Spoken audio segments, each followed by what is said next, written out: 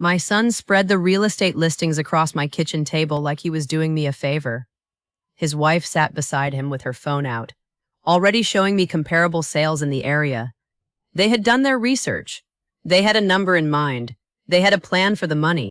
I sat across from them with my hands folded and let them finish. Then I told them the beach house had been in a trust for 4 years. The beneficiaries were my grandchildren. There was nothing to sell, nothing to split, and nothing left to discuss. My son looked at the listings. Then he looked at me. I got up and refilled my coffee. My name is Patricia Holloway. I am 68 years old. I live alone in a 3-bedroom house in Savannah, Georgia, and I have owned the beach house on Tybee Island since my husband Gerald and I bought it in 1997 for $187,000, which was every dollar we had saved in the first 11 years of our marriage. Gerald passed away in 2018. The beach house stayed. It has always stayed.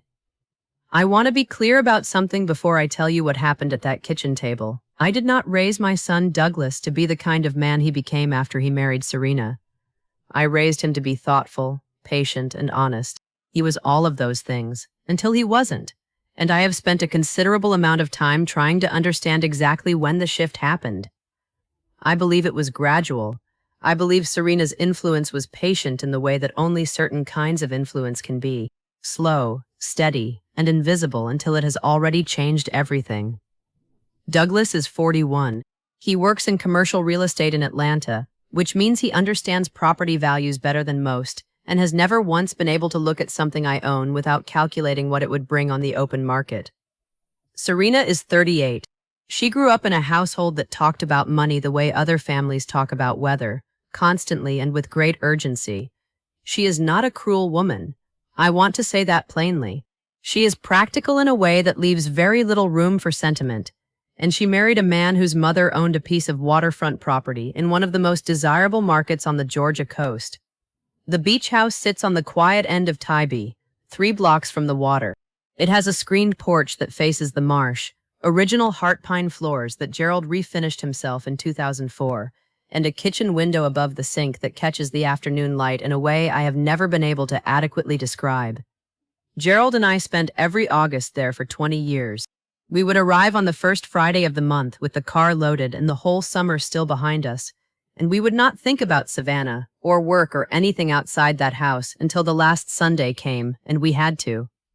After he died, I kept going, alone the first summer, which was the hardest thing I have ever done, and then with my grandchildren, Douglas's 2 girls, Lily and June, who are 9 and 6, and who have been coming to that house since before they could walk. I transferred the house into a trust in the spring of 2021.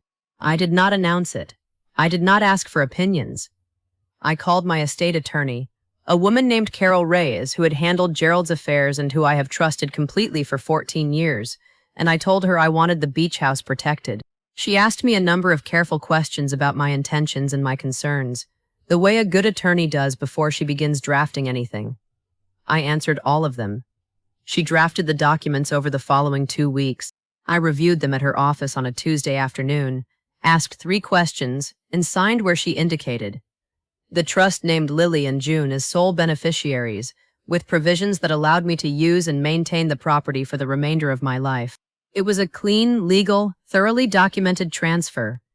Carol filed everything with the Chatham County Courthouse and mailed me the recorded copies, which I kept in a fireproof lockbox in my bedroom closet alongside Gerald's death certificate and our original mortgage documents from 1997. I did not tell Douglas because I knew what he would say. He would say it was premature. He would say I should wait and see how things developed. He would use the phrase estate planning in a tone that made it sound like something that should happen to me rather than something I was doing for myself.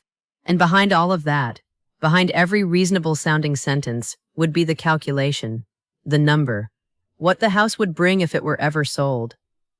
I found out about their plan from my neighbor on Tybee, a retired school teacher named Beverly Marsh, who has lived next door to the beach house since 2003, and who called me on a Wednesday afternoon in March to mention, carefully, that a man had been walking the property that weekend taking photographs. She described him as youngish, in a suit, with a clipboard, the kind of man who gets hired to assess things before a listing. I thanked her and called Carol before I even hung up with Beverly. Carol confirmed what I already suspected. Someone had run a title search on the property. The search had hit the trust and stopped there, because there was nothing to find beyond it. The house was not mine to sell, and had not been for 4 years. Whatever Douglas had been planning, whatever conversation he and Serena had been having in their Atlanta kitchen over the past months, it had already run into a wall they did not know existed. I waited. I did not call Douglas. I did not mention it when he called me the following Sunday, as he did every week, asking about my health and the garden, and whether I had thought any more about eventually moving somewhere smaller. I answered his questions the way I always did, quietly and without irritation, and I listened for what he wasn't saying, and I let him get comfortable with his plan before I let him bring it to my table. He arrived on a Saturday in April with Serena. They had driven from Atlanta, which is a 4-hour drive, and they had brought a bottle of Chardonnay and a prepared agenda, though they would not have called it that. Serena had the phone. Douglas had the printed listings, which he had organized by sale date and price per square foot, because he is his father's son in certain ways even when he does not realize it. They sat down across from me in the kitchen, and Douglas began by saying he had been thinking about my situation. I asked him what situation he meant. He said the house, the Tybee house. He said the market was exceptional right now, that waterfront properties in that corridor were selling at premiums he had not seen in 20 years of working in real estate, and that it was worth having a conversation about whether holding the property still made sense for me financially. He said some version of the phrase "at your age" twice in the first 4 minutes. Serena nodded at appropriate intervals. She showed me comparable sales on her phone. A house 2 streets over had sold for $890,000 in February. Another, larger, had gone for just over $1 million in December. She had a number in mind for ours. She did not say it directly, but she said the words in the range of, and then paused in a way that was meant to let me fill in the blank. I did not fill it in. I let them finish. I let Douglas explain that the proceeds could be invested conservatively and generate income that would supplement my retirement for the rest of my life, without any maintenance burden. I let Serena mention a financial advisor she knew in Atlanta who specialized in clients at my stage of life, who had helped several of her parents' friends with similar transitions. I listened to all of it, with my hands folded on the table and my coffee growing cold beside me. Then I told them about the trust. I did not raise my voice. I did not use the moment as an opportunity to catalog every grievance I had collected quietly over the years.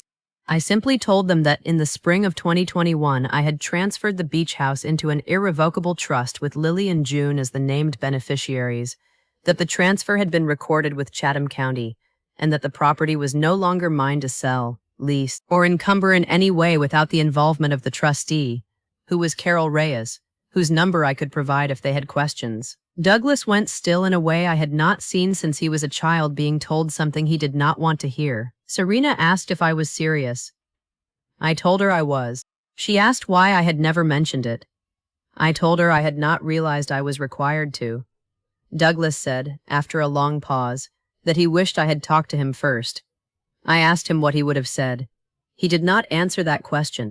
We sat in the kitchen for another 20 minutes, and the conversation moved carefully around what had just happened without landing on it directly, the way water moves around a stone in a slow current. They drove back to Atlanta that afternoon. I washed the coffee cups, put the wine in the refrigerator, and went out to look at the garden before the light changed. What I did not say to Douglas that afternoon, because it was not the right moment, was why I had made the decision I made. It was not distrust, exactly, though distrust was part of it. It was clarity. I had watched the way Douglas looked at that house for years after Gerald died.